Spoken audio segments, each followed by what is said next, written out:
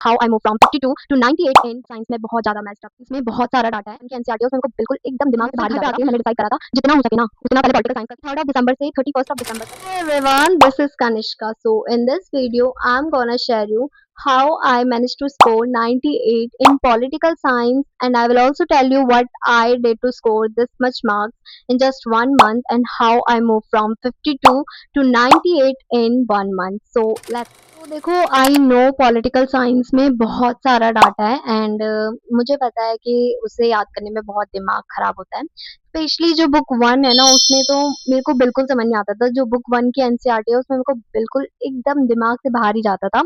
इसलिए मैं उसके लिए चैट जीपीटी से हेल्प मांगती थी और पूरी बुक मैं एनसीईआरटी से नहीं पढ़ती थी। उसमें थोड़े सब पॉइंट्स होते थे, उस चैप्टर को थोड़ा बहुत वन शॉट देख लिया। वन शॉट देखने के बाद I just move to the chat GPT और चैट जीपीटी से मैं पूरी इंग्लिश करके पूरी समरी देखा करती थी और फिर थोड़े बहुत अपने नोट्स बनाया करती थी।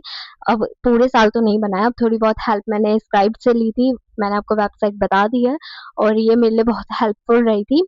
अब पॉलिटिकल साइंस में देखो मेरा बहुत ज़्यादा मैच्ड अप था। एक तो हमारे टीचर चेंज हुआ करते थे, लाइक कभी कोई टीचर आ रहा है, कभी कोई टीचर, 4 से 5 टीचर हमारे चेंज हो चुके थे। एक तो मेरा इंटरेस्ट नहीं बन रहा पॉलिटिकल साइंस में, दूसरा टीचर चेंज हो रहे हैं, मैं बिल्कुल अच्छा स्कोर कर ही नहीं पाती। फिर मिड टर्म में जब मेरा पेपर था पॉलिटिकल साइंस का, भाई मैंने बुक को हाथ नहीं लगाया था और मेरे मिड टर्म में इतनी छुट्टियाँ पड़ी थी पॉलिटिकल साइंस पढ़ने के लिए, मैंने उसे भी यूटिलाइज़ नहीं करा। लाइक 5-6 दिन की छुट्टियाँ पड़ी थी, उसे भी यूटिलाइज़ नहीं करा, बस थोड़ा बहुत पढ़ा। मैं सोचती थी ना कि बुक 1 पढ़ूँगी बहुत अच्छे से, एकदम स्टार्टिंग से पढ़ती थी, फिर वो लूज़ हो जाती थी कंसिस्टेंसी, मेरे को फिर पढ़ने का बिल्कुल मन नहीं करता था बुक 1 तो। और बुक 2 इंटरेस्टिंग थी, बट बुक 2 भी मुझे ऐसे पढ़नी थी लाइक कि जो बुक 1 है ना उससे रिलेट करे, क्योंकि ये सारी बुक है ना, बुक 1, बुक 2, ये पूरा रिलेट करके चलती है, तो वो ऐसे इंटरेस्ट आता है कि पूरा रिलेट करके पढ़ो। बट फिर मेरा तो इंटरेस्ट बनता ही नहीं है, जब बुक 1 ही नहीं पढ़ी तो बुक 2 में मेरे को क्या ही पढ़ लूँगी। फिर I was like pre board में भी ऐसा ही हुआ मेरे साथ। प्री बोर्ड में तो मेरे 50 आए थे, बहुत ज़्यादा गंदा हाल था मेरा, दोनों बुकें आ रही थी। 50 ही आए थे मेरे प्री बोर्ड में भी और उसके बाद मेरे पास कोई चांस नहीं था।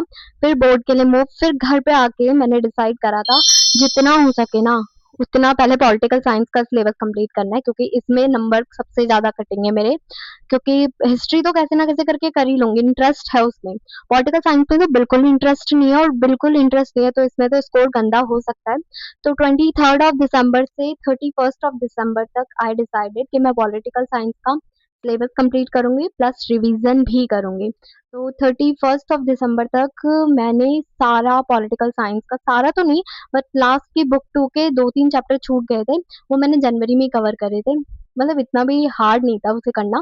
बुक 1 मैंने सबसे पहले इंटरेस्ट से करी, तो मेरा सबसे ज़्यादा इंटरेस्ट रहा यूट्यूब में पढ़ने से। और ये यूट्यूब साइट है नेक्स्ट टॉपर, जिन्होंने बहुत ज़्यादा हेल्प करी है, सिद्धार्थ सर।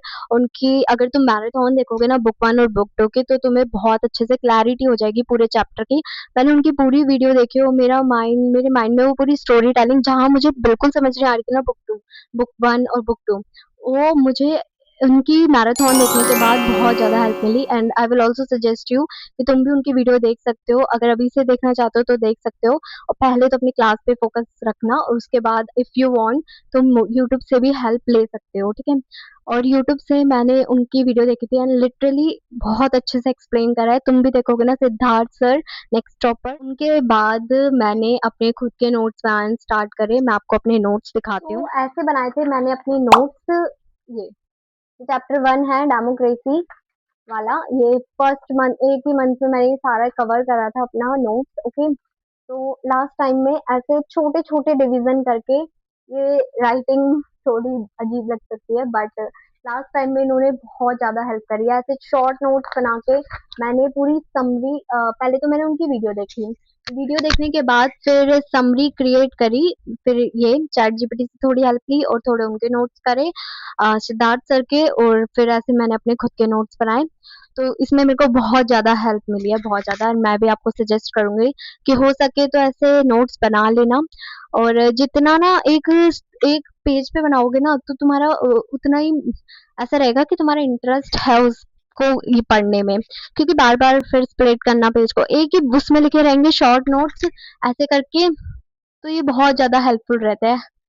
हाँ, ये बहुत ज़्यादा हेल्पफुल रहता है और उसे डिवाइड कर लेना, एक टेबल टेबल बना के उसे डिवाइड करके ऐसे नोट्स बना लेना। सो ये तो है, ऐसे मैंने नोट्स बनाए हैं अपने। I will show you. तो ऐसे मेरे नोट्स थे लास्ट टाइम की 1 मंथ की प्रैक्टिस में मैंने ऐसे नोट्स बनाए हैं, छोटे छोटे रिवीजन कर दिए थे। देखो राइटिंग समझ नहीं आएगी but it was helpful for me, और हो सके तो तुम भी ऐसे नोट्स बना सकते हो।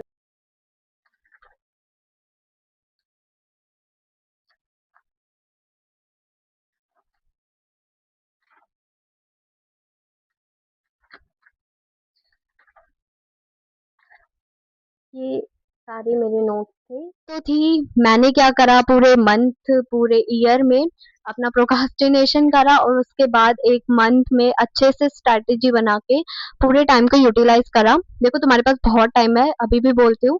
जून पड़ा है अभी पूरा, जून के बाद जुलाई अगस्त सितंबर, आई नो टाइम बहुत जल्दी जाता है बट अभी टाइम है।